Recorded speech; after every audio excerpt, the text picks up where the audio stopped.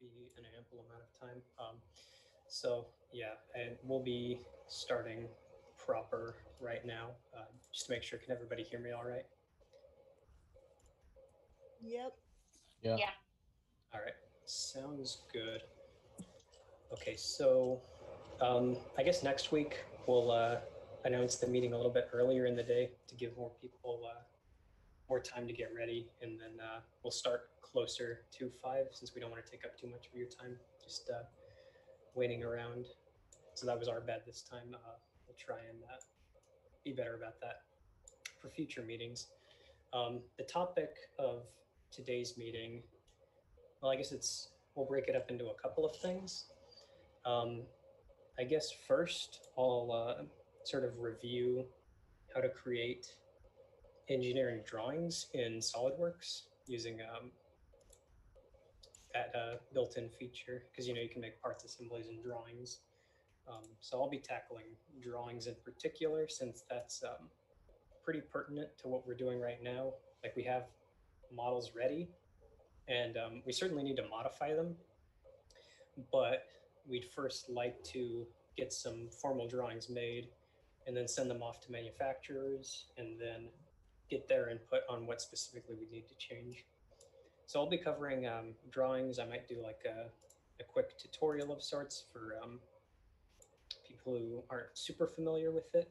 I myself had to brush up on it earlier today and yesterday because I haven't really used that part of SolidWorks in a while. But it's pretty simple compared to actually making parts and assemblies. So I think it wouldn't be a bad place to start. For those of you in ME9, I'm not sure. I don't think this is being covered yet. I think that's covered like later in the quarter. And then for those of you who aren't first years taking ME9, I suspect it's probably been a little while since we've done like any engineering drawings. At least it was for me. So I think this would be a good way to sort of brush up on things. So let me share my screen first and foremost. Okay, so this is just like a sample of an assignment that I had in ME9, just to sort of give you an idea of what like an engineering drawing in SolidWorks looks like. You just have all sorts of different views. You've got the isometric view right here, and then you've got like the side and the front in different angles, like a top view over here. So yeah, basically it allows you to show this to somebody and they'd be able to recreate this part given all these different views. And I guess the intent is just to present all of this information in a visually clear and succinct way. So over here you can see we have like different dimensions for different parts. And of course, depending on the view, you'd get different dimensions for different things. Yeah, I don't remember specifically the steps that I took to actually get all this made. Well, I mean, I sort of do. I know you have like these section views here. And well, I guess I'll just demonstrate with a different part.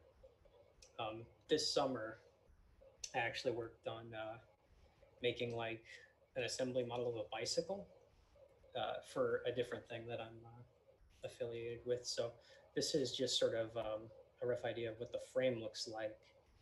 And I'll just use this real quick to demonstrate how to like create a drawing and then import this part into it, and then how to show the different views, and then how to like take dimensions, and then maybe some things to avoid. And then I guess probably at the end of this meeting, I'll share a couple of part files for the different versions of the aeroshell. I think to start, once we actually allow you guys to get hands-on work with the project, we'll probably start with the simpler version of the aeroshell, because our end product will likely look something similar to this. Although the geometry of this part looks really clean, looks really smooth comparatively, it might be more difficult to make in the long run, which is why we need to simplify it. Of course, we won't know the extent to which we need to simplify it until we get around to that. So in any case, I'll just go ahead and start with this part. Um, so yeah, this is just the part file, have it open, just as its own thing. You can see all the different uh, features there are. So yeah, that's pretty standard, I guess.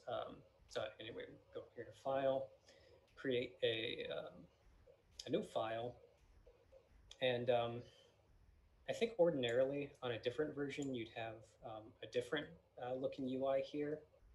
My SolidWorks is a little weird, so this is just what I see. I'm not sure though.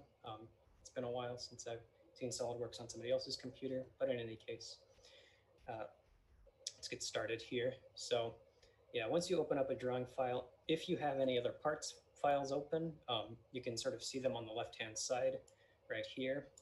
If you've worked with assembly files in SolidWorks, it's pretty similar. You just have all your parts listed over on this side. So we'll get started with this. And then I just double clicked it. I think you could also click these arrows up here. Yeah, like next to get that settled. But yeah, now you can see what in my other file was the front view. And then down here, like at the bottom left of this panel, you can see all these different views that you could start off with. So right now it just defaults to the front view, but you can make it like isometric. You can make it like a top view and then a back view, which looks kind of weird for this part, but we won't worry about that too much. And then, yeah, you could also do these. Typically, I don't think these are used too much, trimetric and diametric. I think we mostly just deal with isometric um, if we're doing like an angled view. So there's that. We can also do other things like mirroring the part, um, swapping it around, should you desire to do that. But we won't for the time being. Yeah, you have all sorts of options here. You can make it the same color as your part file, but we won't really deal with that too much. We'll pretty much just leave all this on the default settings for this demonstration. And I guess we won't really mess with the page formatting either, at least for now, since that's, well, it's not particularly interesting, even though it is a pretty necessary part, but for this demonstration, we'll just leave it at this. So yeah, have all this stuff, have all this stuff situated. You can, yeah, just dimension type and cosmic thread and whatever you like. Cosmetic thread, sorry. So in any case, we'll just plop this down right here on the page. And then from here, you can create different projected views by default, just by like dragging up from this central square. So you can sort of see all these different things. And if you go up and diagonal, you'll get an isometric view.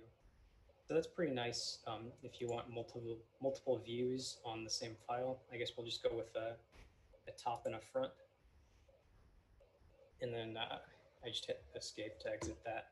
Let's get this recentered. Okay, so there's that. Just have everything presented neatly and nicely on the page. You can see I've had this issue with a lot of files. This font, well, it's just automatically, the drawing number is automatically named after your part file. So, and usually it's too big. I guess they don't anticipate having like a full name here. So what you can do is right click on anywhere on the drawing page and click edit sheet format. And then here you can like double click this to bring up this formatting window. And then you could just change all these parameters. It's basically just using like Google Docs or Microsoft Word. So you can change your font. I mean, you can really do anything you want as long as it looks clean. Yeah, I'll just set it to this, I guess, just for demonstration purposes to prove that you could do anything. I mean, typically you wouldn't want something like Comic Sans on a professional engineering drawing, but for this demonstration, why not? Let's see, for company name, this isn't really related to Solar Car at all, but we could just say UCR Solar Car, and then over here, I don't think we really deal with these boxes much in ME9 and in other applications. I assume in industry this would matter quite a bit. Like you could put the material down, and then you'd need all of these, like who drew the thing, who checked it, engineering approval, etc. Have different comments. For this demonstration, though, we won't really mess with that. So yeah, there we are so far. It's recentered again. And you'll notice that our part isn't here anymore. So in order to amend that, we don't really want to make any more edits to any of this. So we'll just go back here and click back to edit sheet. And then here you can see everything's all as we want it to be. And then for now, I guess I'll show you two ways of taking dimensions. You could click model items, which as you can see, it says imports dimensions, annotations, and reference geometry from the actual model itself. So that's pretty useful. It saves you a lot of time and work. But if you don't want to like mess with any of these features too much, then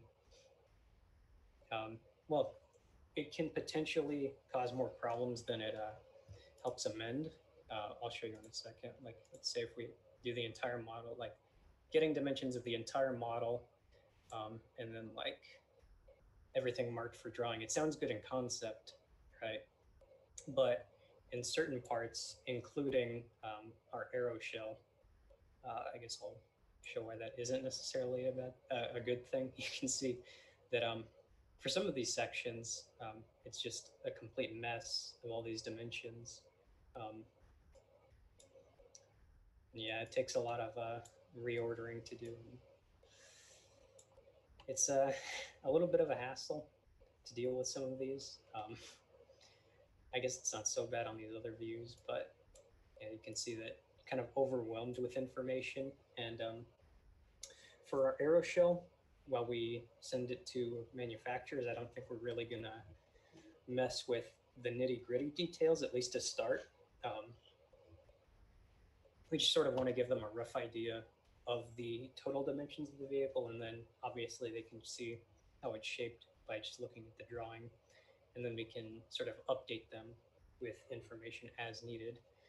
But yeah, you can see that there's just sort of a whole mess of things, so we could just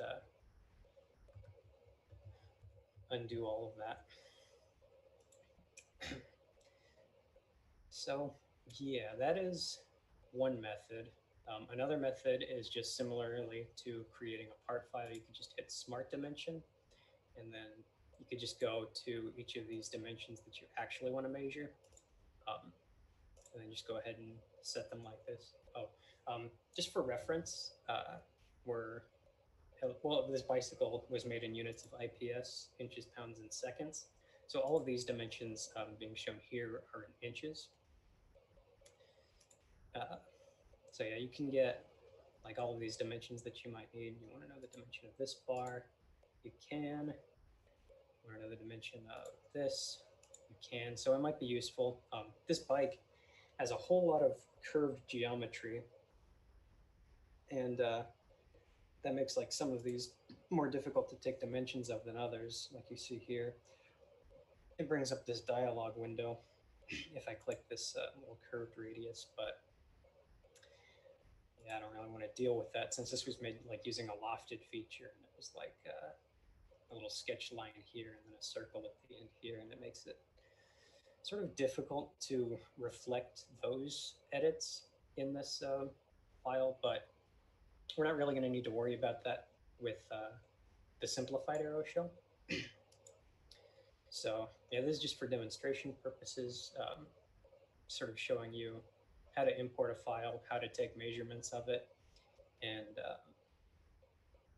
yeah, how to format it in such a way where it's readable and complete.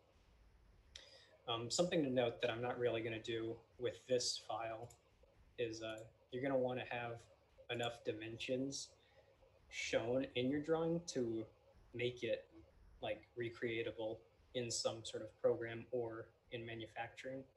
And indeed, a lot of engineering drawings will have like different tolerances for parts. I'm not sure if it's listed here. I guess not.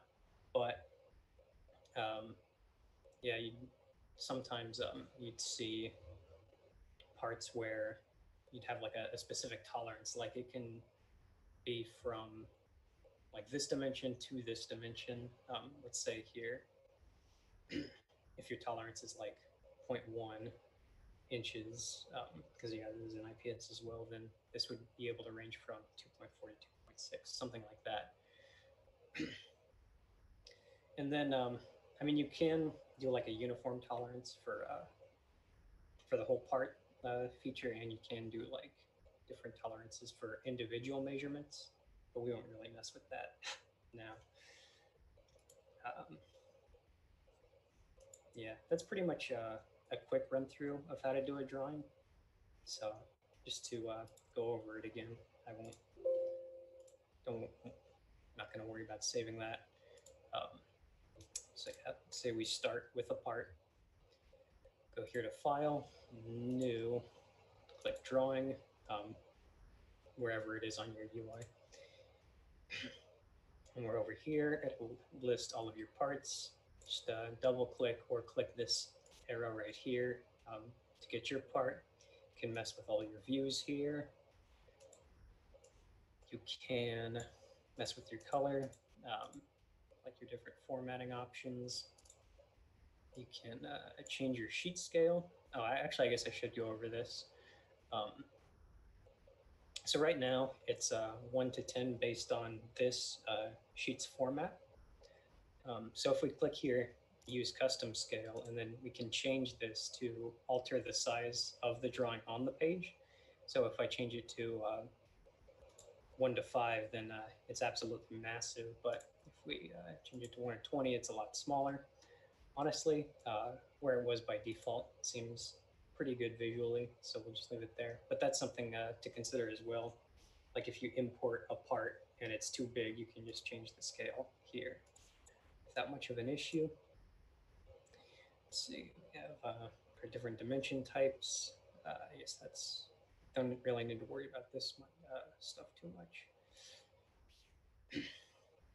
So yeah, once that's all settled, you could just left click on the page and then you have your different things, go around in a circle, see all the different views. And let's say like you click off of this and you want to add your views in like retroactively, you can still do that. If you, I think, right click here, you can go over, I think if you double click, okay, yeah, there we go. Once you get this option to pop up, you can click a projected view and then bring this up. So yeah, just to do that again, yeah, double click on the box, this will pop up, and then you're going to be able to retroactively add in your projected views. And I'm sure there are several ways to get to this point, but that's how I know how to do it. And then again, you click up in the top left model items to just port over all of your dimensions from your other file. I think you could do like selected feature, so it'll only be this one. And you could do like not marked for drawing only. And I think that makes it a little bit cleaner, at least for this part. So check that. No, oh, I see. So do that again. Selected feature, click this, there we go. So yeah, that's the selected view. And then you can click that and this should go through. Never mind, forget I said anything. I guess you can't do that. At least in this demonstration you can't, but there's probably a scenario in which you can just get this to work and look nice. I will admit that I am not the most knowledgeable on creating engineering drawings since I had to brush up on this recently, but it would be good to become aware of like all the ins and outs. Something else you can do for like supplemental information in case you think that I'm like teaching this terribly, or in case you don't remember everything that was went over, you can go over here to, let's see, well, you can see up here, you can just type in tutorial and you get a drop down menu with SolidWorks tutorials. You can open this up if you guys can still see it. And then, yeah, you'll get a window and you go down here to drawings. Honestly, I'd recommend, if you're not really familiar with SolidWorks, you could do these tutorials right here, lessons 1, 2, and 3, just to get acquainted with the different things you could do with the program. These parts are pretty simple, but it sort of just shows you how to use the software in an intuitive way. And they don't really take too long. Like, they have these time estimates. They might be slightly longer than what's listed. But if you're not super familiar with SolidWorks, then I'd recommend doing these. I think for ME9, you might have to anyway. As far as I remember, I did. So yeah, that's just something to keep in mind. That's another option. So yeah, that's, and then again, here for Smart Dimension, you can just take all the dimensions of these different parts. So you want to know the distance between this part and this part right here, you can. So yeah, that's pretty simple. Like, let's see, I want to know the diameter of this circle. Easy, you just click on the circle and then it returns the value. So yeah, it's just like dimensioning a part in the part file. So yeah, you can just go through like the rest of the drawing and then get that situated. I think in terms of like actually giving you guys something to do, we'll probably have you work on this part. I mean, it should be pretty simple. Like, okay, let me run through it again really quick. Just hit here, drawing, and then I'll import this instead. So have this.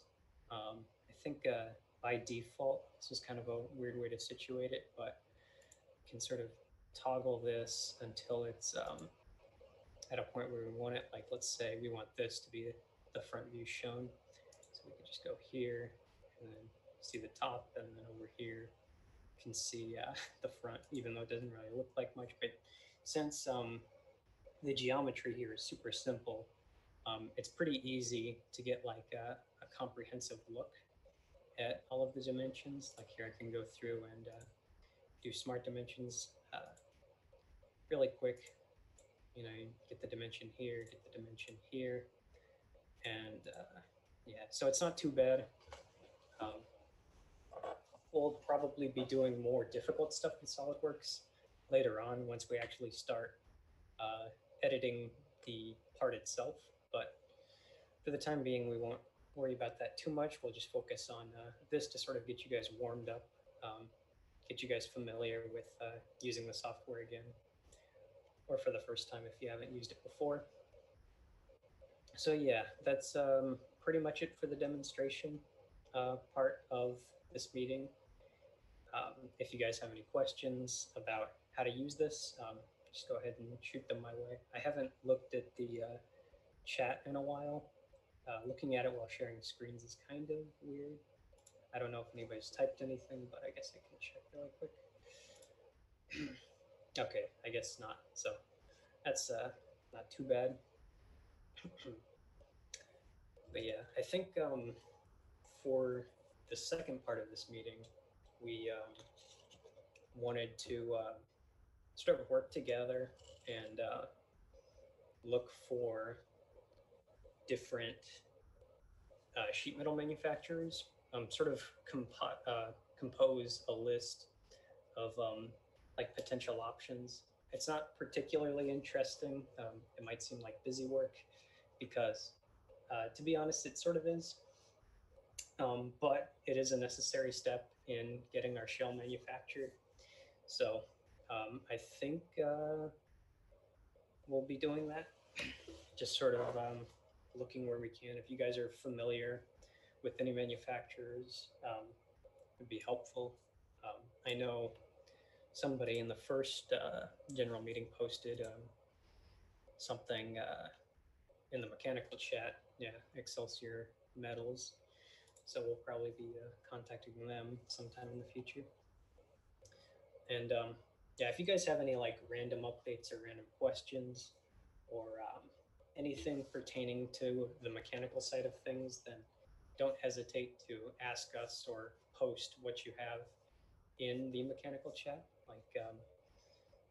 And let's say on the opposite side of things, if you haven't really done anything for the project, there's no really real need to worry about it. Um, if you get too busy working on schoolwork or busy with life, then there's no need to feel pressured into producing like anything for this. If you don't have time, there's no need to worry. If you need to take a break and then come back later, you can. Um, there aren't really any hard deadlines for you guys, as far as I know. So there's no need to worry about that. It's just pretty much work at your own pace. Um, if we were meeting in person, it might be a little bit different. It might be more structured since we'd be able to like actually see your guys' progress and see you guys in person, sort of be able to chat with you. Um, it'd be more interpersonal, but that's not really an option now. So something to keep in mind. But yeah, I think for the rest of the meeting, we'll pretty much just be talking about potential manufacturers, um, discussing who we might get our part made from, and then where they might be located, potential difficulties with that. I know I need to still look into um, shipping, see if IEEE handles that at all. But yeah, I think for the rest of the meeting, we'll just be looking into manufacturers. If you guys, well, before I say anything else, Karlie, if you wanted to add anything, feel free to. I've said my piece so far, I guess, but I can still give you guys Yep. more to do. I think once this meeting ends proper, I'll go ahead and paste both the. Let me share my screen again real quick. I'll go ahead and paste both of these, uh, this arrow shell and then this bottom part of this arrow shell in the mechanical chat so you guys would be able to download this and then sort of look at it um, on your own time, just sort of get familiar with these parts since we're going to be working with them a lot. And yeah, this this does come with another top canopy, but I don't think we're really going to keep that design since it wasn't made in the best way. So yeah, we won't really be worrying about that for now. Yeah, I'll just go ahead and give you guys access to both of these parts. You guys can edit them, look at them, try and think of any possible changes that you'd make that would either simplify the part or make it more efficient. If you're familiar with simulations in SolidWorks at all, you could run those if you want. I mean, or you could just not do anything. You don't really need to feel the need to go ahead and mess with these parts if you don't want to. If that's not what you're interested in, then you don't need to. Just, but I'm just giving you guys that resource there. Yeah, Karlie, if you wanted to add anything, feel free to. Um, I'll I'll be right back. As a matter of fact. Okay. Yeah, I think Zach he kind of he went through the engineering drawings. I think do you guys want to open your mic and kind of talk and we can kind of see what if you're interested in anything to work on or what you'd like to get out of the project?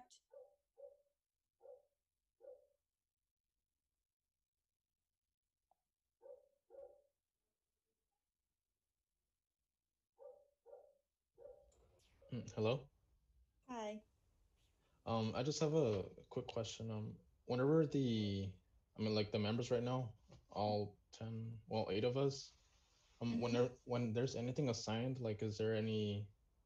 Do you have any idea of what it would be like, or like how things would be um, spread out among us? I think. Oh, you can go ahead. Well, I think it's just something like what you're interested in and kind of pursuing because it is a big project, and if you're interested in some type of aspect, you can go into it and kind of report the progress. I don't know if Zach wants to add anything. Yeah, um, that is true, and that's pretty much what we're going to adopt for most of this quarter, since it's kind of hard to parse out different parts of the vehicle to different people and then reliably connect with them in a personal way.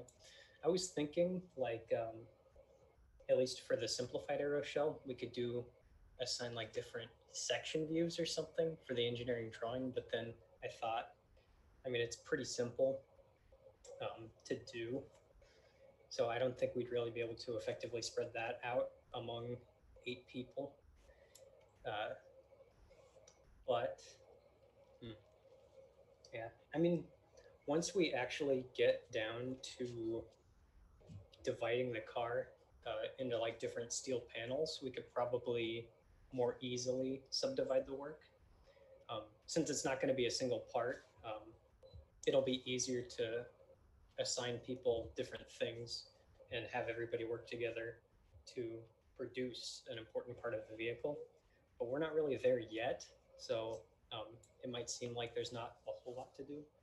But once we reach out to manufacturers and get a good idea of how to proceed, then we'll likely be able to subdivide the arrow shell into different parts and then allow people to work on those different parts as they'd like.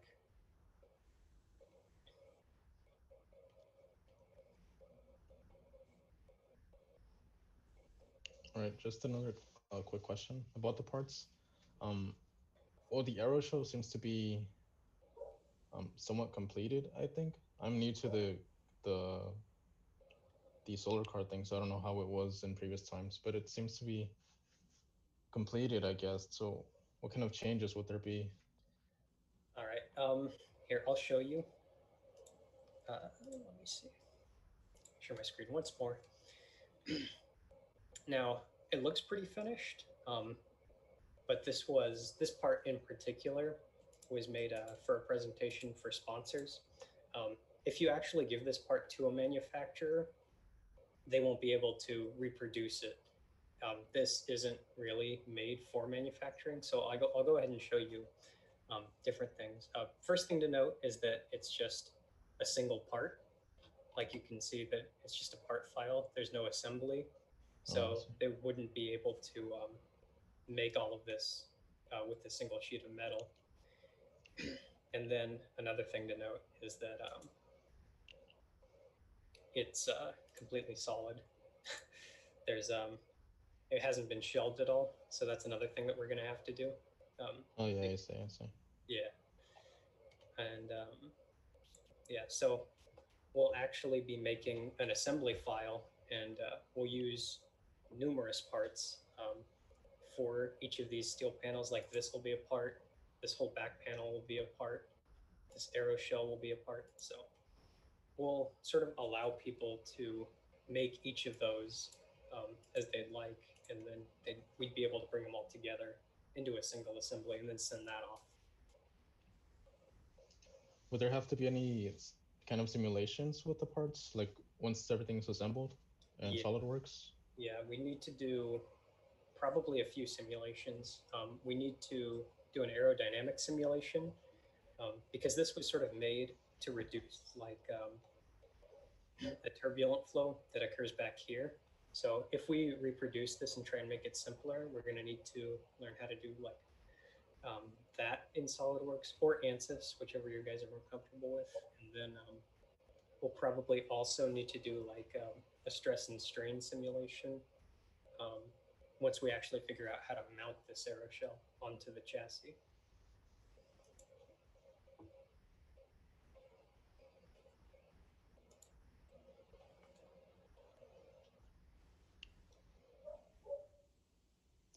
Yeah, I think Zach did. I think he covered that pretty well on like kind of issues.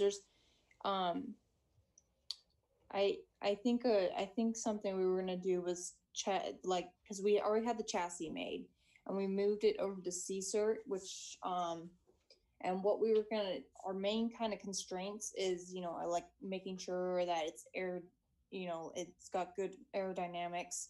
It looks still somewhat to the first original model, and mounting and kind of just and making it smaller parts so it's easier to manufacture and it keeps the cost down. I think those were kind of our constraints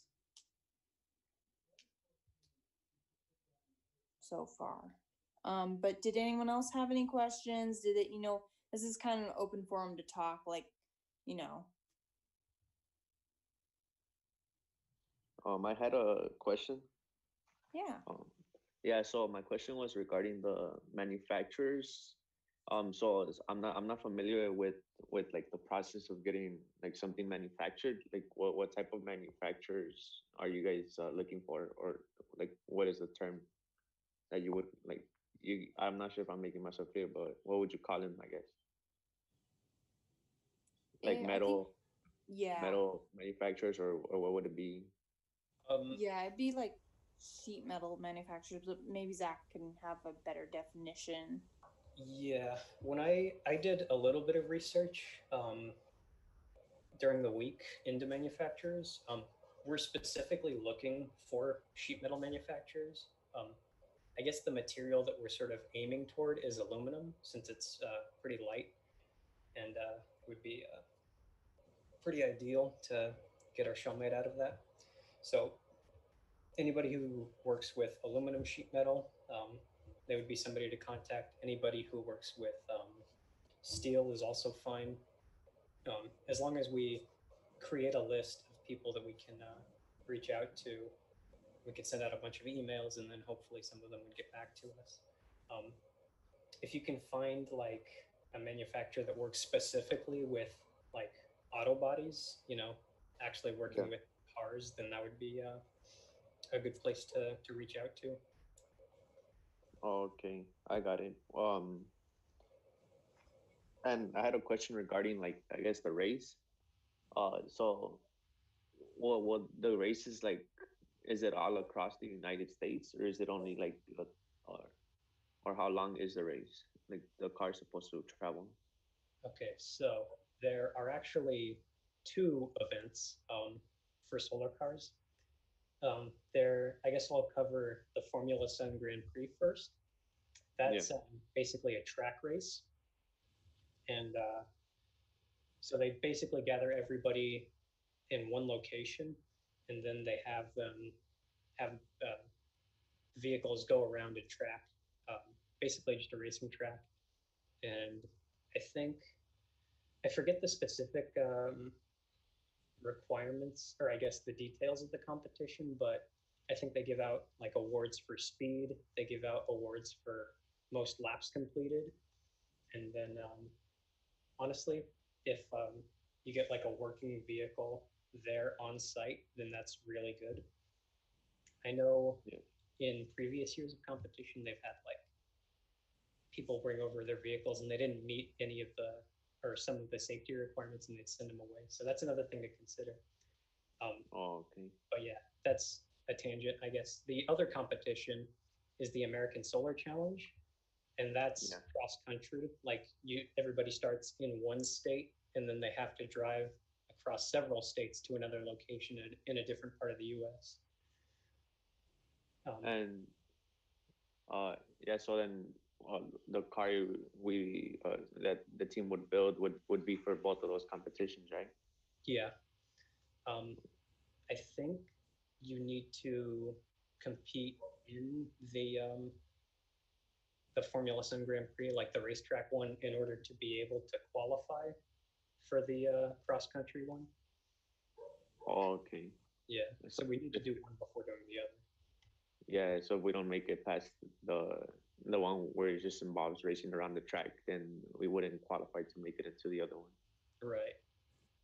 Okay. Okay. I think those were my questions. All right, for sure. Oh well, I guess I had another one. Okay. I mean, just for like the across, like you say, from state to state. Um, I was thinking like, like the car or requires like solar energy, but what happens is like during those days, like when crossing the U.S., there's like, certain states might not have as much sun as others, or it Right. might be cloudy, or does that like if the car stops, is like what happens then? Does it just stop and then we can't do anything? It just has to like continue. Well, something to consider is that the vehicle has a pretty robust battery pack, so Yeah. it can like store solar energy, or it can, I guess, absorb solar energy during the day, and then it would be able to store that and then use it like when there isn't as much sun. So Oh, I guess that's one method of overcoming issues with sunlight. I think, don't quote me on this. I think the competition has like overnight stops, so you're not like racing constantly. yeah. Um, yeah, so you'd be like stopping in different locations on your way to the final destination.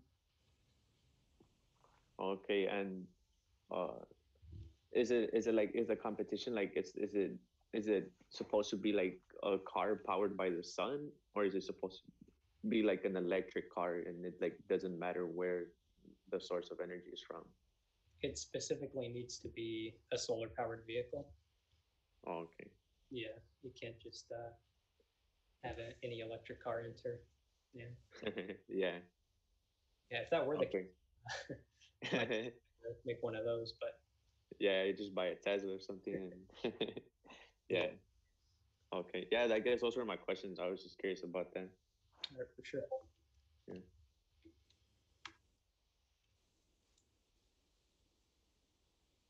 I mean, is there any other questions? We welcome them. If you want to work on something or want to know more about kind of the reason behind the design or something, maybe we can answer that.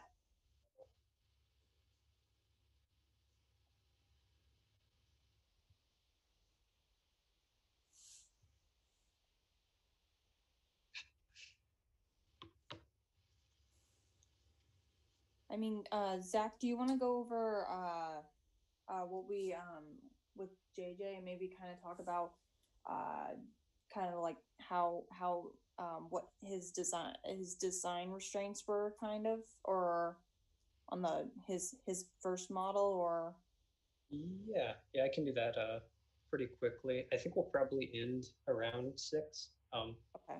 Yeah. Oh, it's pretty close. Oh, I'm so sorry. Oh yeah, no worries. I can go over it relatively quick. So yeah, no issue here. Let me see. So you guys can see the shared screen. Um, I guess I'll make this more similar to the design. So there's no need to worry about getting the windows or the lights or the solar cells. We're just talking about the geometry of the vehicle itself. So um, let me actually pull up some notes that I took from that talk that we had. In case you guys don't know, JJ was the previous mechanical lead, and he's the one responsible for designing this aeroshell. Well, him and Pavan, who was the previous project manager, and Pavan was the one who started the whole club, basically. So let me see. All right. So a couple of things to note is that we will pretty much need to increase the width of the aeroshell. Um, as it stands, it's too narrow. The the wheel the, well, the wheels attached to the chassis don't really have a lot of room to turn. So we're going to need to extend like the actual width of the aeroshell in order to accommodate that, since they pretty much need to be housed inside of the shell in order to like maximize aerodynamic capabilities. We can modify this front curve right here without too much of an issue. A lot of this, like, give me do this, you can see that it sort of slopes downward. The reason for that is to accommodate the driver's visibility. This is going to take a long time to unsuppress. I probably shouldn't have done that. But once the window pops up, you'll be able to see like how the driver might be able to look out of the car. Oh no, I have my laptop starting to sound like a jet engine. That's not a good sign. Okay, so yeah, you can sort of see the way this sort of transparent material goes down. So the driver would be able to look down out in front of them since it extends kind of far out, so the visibility is not the best. This back curvature is what we're really concerned with, since in previous simulations there was like this sort of turbulent airflow, a low pressure zone, if you will, that sort of, let's see, I don't know the exact translation of how that relates to something else that I'm about to talk about. But I guess it was creating a sort of lift on the vehicle, so it wasn't really staying on the ground as well as it should have. Additionally, the original design had like a little curvature at the bottom to sort of accommodate that. Like it wasn't completely flat, but that's really hard to make. So we had to get rid of that. And that's not really too much of an issue. Let's see. Yeah, let me bring up this redesign. This isn't too bad. If you guys attended the first meeting, you would be able to see like this overlaid on top of this. And they're pretty similar. The top canopy that was created last year to be more simple is going to need to be completely changed since it was way too wide. This was designed to be as close to like the top of the chassis as possible, which is why it's pretty narrow. And if you look at it in the assembly, let me see if I can bring it up real quick. And then once I show you guys that, we'll probably end it. Yeah, here, I'll show you Google Drive file stream if you guys can see it. I'm not sure if it's only sharing SolidWorks. But, go here. Actually, no, go back. Go here. Go here. Here and assembly here. Open. It's going to take a little while to load in. Probably going to be like 6 by the time it's finished, but if you guys want to stay a couple extra minutes, go ahead. Yeah.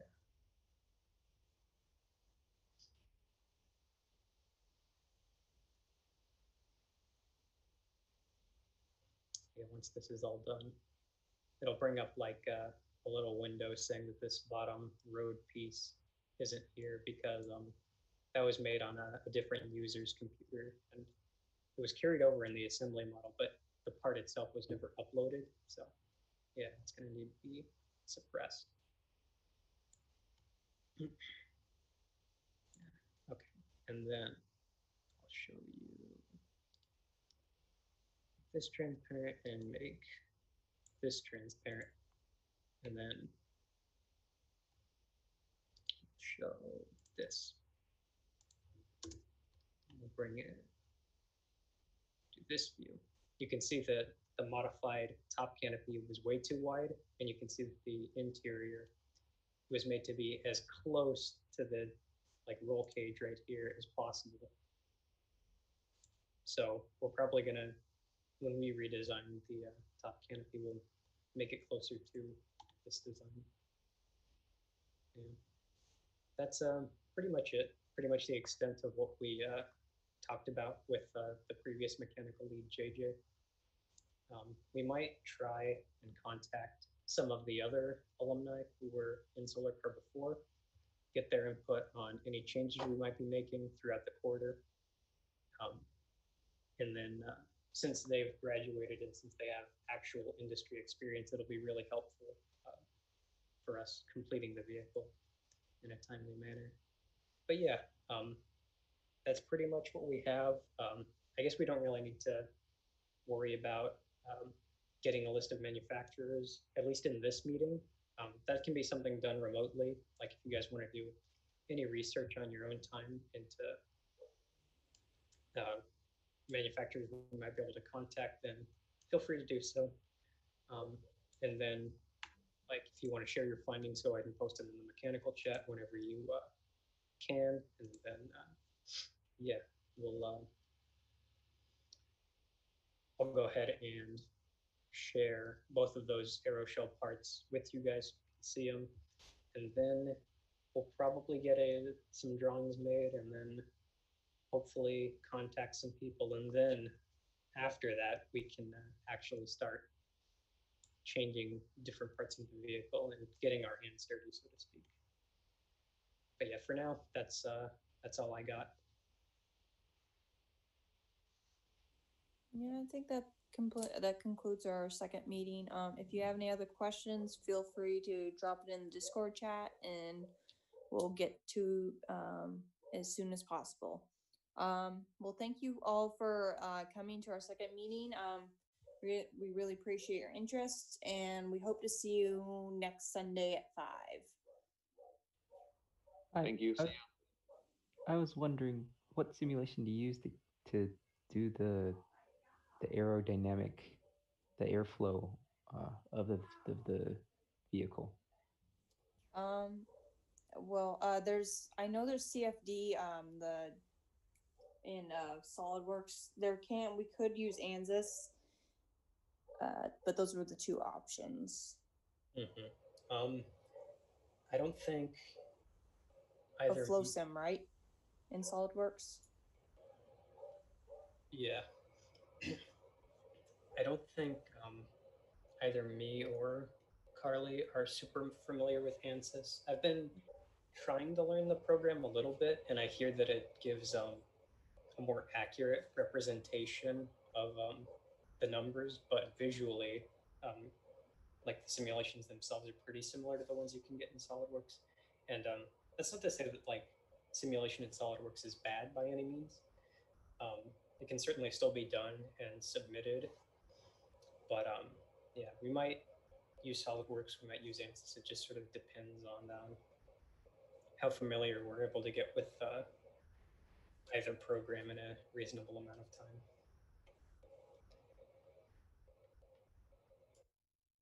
Yeah, I think he kind of summed it up well. ANSYS is it's more powerful, but you have to, if you want accurate numbers, you have to kind of simulate it against like experiments, so you can it has to do with so you can get accurate kind of numbers. It's good in that aspect, but it's a little bit more technical.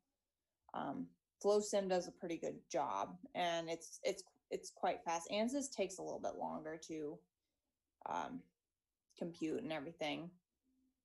So it's a little bit easier if you're doing a lot more flow simulations and tweaking the model to use SolidWorks.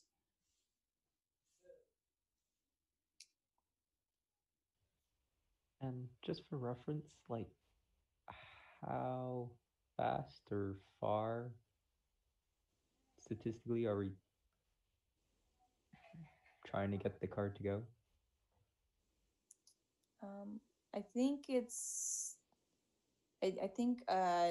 25 as is kind of the average speed, miles per hour, and then 35 is its top. And if we had a headwind, it'd be slower. If it a tailwind, you simulate to be faster. So I think just kind of a range, but around that kind of around there.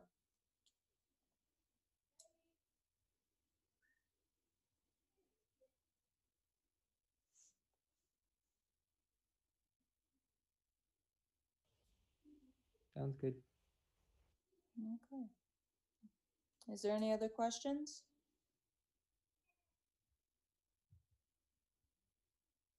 Alrighty, I think that if you have any questions, there's always Discord, and yeah, I think our next meeting is 5 p.m. There won't be a general meeting next week. It's our general meetings are every 2 weeks, so it'd be I think November 1st, and that would be that general meeting is going to be an actual Zoom meeting with alumni from Solar, and they're going to just kind of talk about their experience after graduation and kind of companies and all that. And so if you're interested, bring questions. It's going to kind of be a panel, but I think that kind of concludes announcements on Solar, like what's going to be coming up soon.